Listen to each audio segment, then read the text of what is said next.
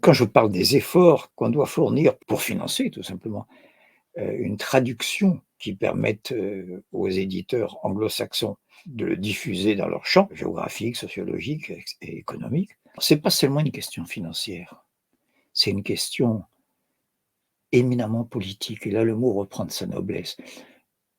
Oui, je vais jusque-là, je vais prendre une référence, c'est pas, peut-être le titre le plus célèbre de Lénine: «Que faire?» C'est que quand on dit «que faire?», on pourrait penser que ça veut dire: «Allez, ça suffit, les intellectuels, la réflexion, la théorie, bah, c'est important, c'est bien gentil, mais enfin, je veux dire maintenant il faut passer à l'action, il faut être pratique, vous savez, ceux qui remuent de l'air». Vous savez, il y en a dans les bureaux, il y en a plein comme ça, des gens qui circulent et cetera, en disant: «Oh là là, tu es tombé du lit» et cetera. Puis en fait, ils font pas grand chose, mais enfin, ils se font remarquer, ils brassent de l'air. Autre phrase de Lénine qui permet de comprendre dans quel sens il pose la question: «Que faire?»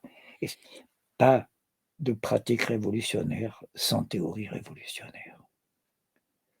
Sans théorie révolutionnaire, pas de pratique révolutionnaire. Donc, que faire? Dans l'immédiat le plus urgent, un détour par le théorique. C'est là que le contenu de l'œuvre de Gluskar, couplé avec l'extension considérable que donnerait une audience dans l'ère anglo-saxonne, constitue à elle seule un seuil de franchissement de nos espoirs politiques les plus fous.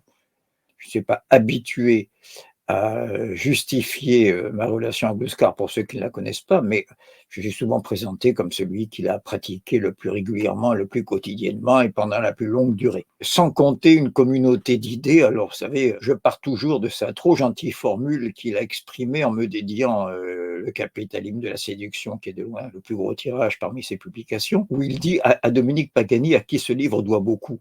C'est là que je suis obligé de rétablir les choses. Je ne sais pas si vous parlez en termes de dette dans une amitié pareille, parce que les idées passaient de l'un à l'autre, et bien malin peut savoir celui qui peut revendiquer une paternité dans bien des cas. Mais en tout cas, ce qui est sûr, je dis ça tranquillement, c'est que je lui dois incomparablement plus que ce qu'il prétend me devoir. Un petit mot quand même sur cet ouvrage exceptionnel, c'est pas un hasard s'il a eu ce succès. Je ne retirerai du capitalisme de la séduction qu'un chapitre en fin de volume. Carrément un poème en prose, La maison de campagne, n'est-ce pas? Ceux qui ont traversé les années 60, 70, 80 et 90, 2000 ne vont pas en revenir. On a l'impression qu'on raconte la vie de leur entourage, la vie des gens qu'ils ont vus. Il y a des formules qui a osé dire comme lui, n'est-ce pas? Je pense par exemple à beaucoup de pays nordiques, en particulier les Hollandais, qui ont énormément acheté dans les régions comme la Drôme ou la Haute-Provence. Bouscard a analysé le processus qui faisait que les paysans étaient chassés de leurs terres par la hausse des crédits, des machines agricoles. Il fallait qu'ils s'équipent. Une fois qu'ils sont équipés, ils sont endettés à vie. Après, ils abandonnent leur exploitation. Et d'où une énorme dépopulation rurale à l'époque, ce qui fait que les terrains ont perdu de leur valeur. À ce moment-là, ils sont achetés par le Hollandais, n'est-ce pas, qui est ravi d'avoir enfin sa maison dans le sud de la France. Et Bouscard parle, c'est juste pour vous signaler le degré de lucidité et de pertinence de son expression, le néocolonialisme écologique. Vous voyez, je rappelle qu'il est né en 1928 et donc il a 17 ans au moment où la guerre se termine. Il y a bien sûr la fin de la guerre, le moment de la libération, sans doute le plus grand gouvernement dont la France ait joui depuis la Convention. L'écrasement des forces les plus réactionnaires de la planète, l'écrasement de la peste brune sous les bottes de l'armée rouge a permis de faire des avancées. Bon, il a fallu 50 millions de morts, hein, le deuxième conflit mondial, mais des avancées sociales qui étaient impensables même dans les années 30. Première date, la libération. Deuxième date, mai 68, 1968. Parce qu'il y a mai, il y a juin, il y a les accords de Grenelle, il y a le 68 des travailleurs que non seulement Gluskar n'a jamais déconsidéré, mais qu'il a toujours glorifié. Par contre, il s'est insurgé contre le 68 dont le pouvoir, l'idéologie dominante voudrait monopoliser la mémoire, et elle y est quasiment parvenue. Il y a plein de jeunes qui ne voient que ça dans 68, enfin plein de ceux qui n'ont pas connu cette période, c'est-à-dire le 68 libéral libertaire. entre doubler le SMIC, consolider les acquis sur les retraites, faire reconnaître les droits syndicaux de l'entreprise et la grande revendication de Cohn-Bendit qui a ouvert les mouvements étudiants, à savoir pouvoir aller visiter les filles dans leur dortoir dans les cités universitaires, ce n'est pas tout à fait les mêmes enjeux. Il est vrai que les 68 arts, je le parle au sens péjoratif, ceux du 68 sociétal et non pas social, lorsqu'on leur parlait de salaire, de retraite, ils disaient c'est des revendications, je vous dis le mot de l'époque, catégorielles. C'est pas métro, boulot, dodo, vous voyez le mépris. Première date, la libération, je me répète. Deuxième date, 68. Pourquoi je me répète? Parce que c'est là que tout démarre. Ne me croyez pas sur parole. Soyons même scientifiques, faites une mesure.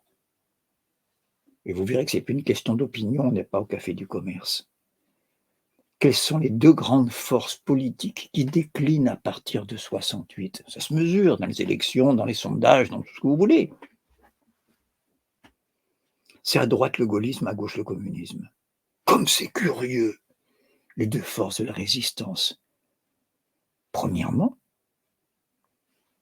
et là, je mets en écho ce que j'appelle moi, dans toute son horreur, l'extrême centre. Donc ce centre droit, Giscard, ou centre gauche, Mitterrand, quelle importance, n'est-ce pas?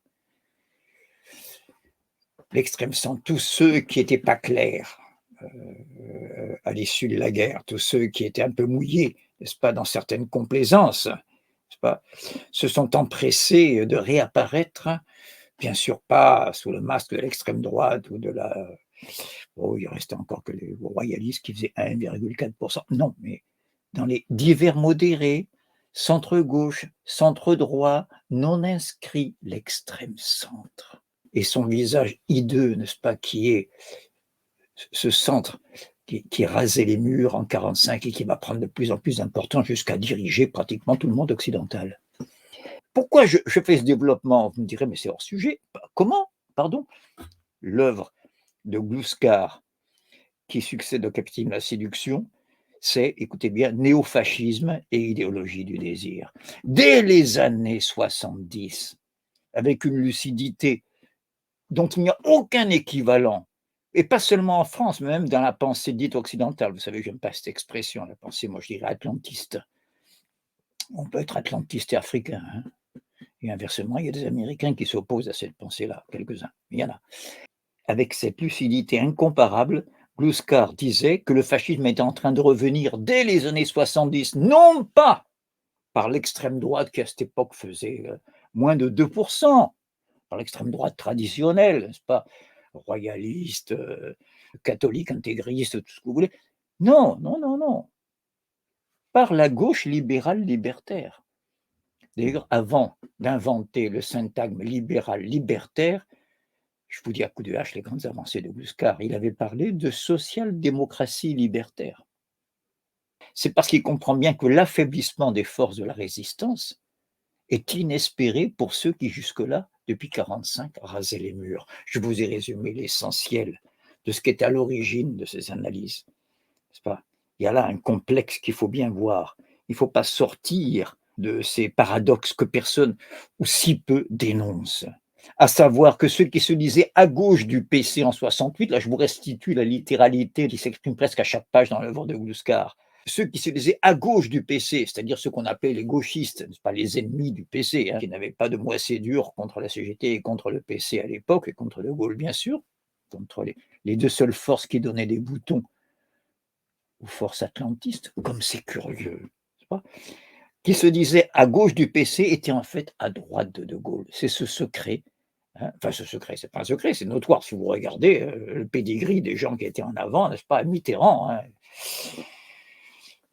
je pense à Foucault, n'est-ce pas, qui est une des cibles favorites de Gluskar, pour cause, n'est-ce pas, il a joué un grand rôle dans la contre-révolution idéologique avec Deleuze et Derrida et j'en passe. Je cite pour une fois Foucault, à titre positif, lorsqu'il a dit Mitterrand c'est Vichy. Pour une fois, qui disait quelque chose qui mérite d'être inscrit sur les tablettes. Vous savez, maintenant on vous dit, oh là là, ça y est, il est déjà en train de parler de nazisme, ça y est, c'est le point Goldwyn, vous savez. C'est extraordinaire cette arnaque du point Goldwyn.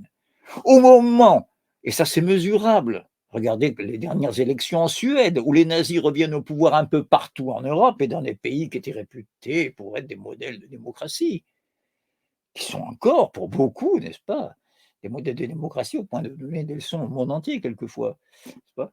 Au moment où le nazisme revient de l'Autriche à la Suède, les forces grandissantes de l'extrême droite allemande, qui a rasé les murs, qui ne dépassaient jamais les 2 pendant toute la guerre froide. C'est à ce moment-là qu'il ne faudrait plus en parler du retour du nazisme. Écoutez, elle est bonne, cette arnaque quand même, vous savez. On vous le dit jamais, là, c'est curieux quand même. Et quant à l'Ukraine, n'en parlons pas, mais il n'y a pas de nazis en Ukraine. Même ceux qu'on est croix gammés de là jusque-là, on les voit, mais non, mais on ne les comprend pas. C'est un peu des. Oh, il y a quelques, vous savez, des allumés, il y en a un peu partout. N'est-ce pas? Oui, ce n'est pas des allumés qui décident le nom des rues et des monuments publics en Ukraine. Et cela glorifie ce qu'il y a de pire dans l'histoire, pas seulement de l'Ukraine ou de l'Europe, mais peut-être même de l'humanité. Je vous dis que même les SS allemands, quelquefois, faisaient des rapports où ils étaient sidérés par la cruauté des forces bandéristes, à l'égard, bien sûr, des communistes, des juifs, n'en parlons même pas, mais même des Polonais, les massacres de Polonais par les mêmes. Laissons cela. L'histoire est en train de faire remonter tout ça à la surface. Michel Kluskar, vous commencez à comprendre son extraordinaire solitude et les raisons pour lesquelles je me réjouis qu'il soit bientôt, que son audience soit élargie jusqu'à atteindre le monde anglophone qui ne se limite pas à l'Angleterre ou aux États-Unis. Un étudiant chinois a plus de chances, n'est-ce pas, de lire des livres étrangers en anglais qu'en français, par exemple. C'est immense l'enjeu. Or, Michel Gluskar doit être tiré de cette solitude, attention, cette solitude non pas humaine, car il a été entouré d'amis jusqu'à la fin, mais de sa solitude ontologique. C'est-à-dire que vous savez bien que quelqu'un peut être entouré de tous les amis qu'on voudra, un seul être vous manque et tout est dépeuplé. Qu'est-ce qui lui manque? La reconnaissance par ses pairs, par les marxistes même, par les penseurs, par l'intelligentsia à prétention révolutionnaire. C'est là qu'il a été d'une solitude terrible. Notre association fait un appel à tous ceux qui se sentent concernés par cette pensée, sans doute la pensée la plus actuelle, la plus en phase avec la crise qu'il est le seul à avoir analysée lorsqu'il a dit, pour que ça résume, pour des millions de jeunes d'aujourd'hui, ça résume la situation, lorsqu'il dit « tout est permis mais rien n'est possible ». Voilà les résultats du 68 de Cohn-Bendit, pas de celui de la CGT. Tout est permis mais rien n'est possible. Tout est permis mais à Pôle emploi. Hein. Donc voilà, il faut aider. Tous les efforts seront les bienvenus, des plus modestes, n'est-ce pas, aux plus substantiels. J'essaye de faire mesurer, surtout à ceux qui ne sont pas encore familiarisés avec son œuvre, ce trésor pratiquement inentamé que constitue l'œuvre de celui dont je maintiens qu'il est sans doute le plus grand intellectuel au plan théorique de l'après-guerre en langue française. Ne croyez pas que ce soit uniquement désespérant. Si le capitalisme moderne, l'actuel, ne cherche plus seulement à réprimer, à régner, n'est-ce pas, par l'exploitation, par la force, mais à séduire, c'est qu'il y a eu un progrès. Ce progrès, il a commencé à la Révolution française et on ne peut pas faire sans, c'est l'opinion publique. Il faut bien l'avoir avec soi, sinon on ne peut rien faire, n'est-ce pas? Sinon on ne peut pas se prétendre en démocratie, même si on en a vidé toute la substance de la démocratie. Il faut au moins sauver les formes. Et donc, il faut séduire. Je voudrais vous laisser sur cette note d'espoir, qu'elle soit une partie constitutive des vœux que je forme pour l'année qui vient. Très bonne année à tous.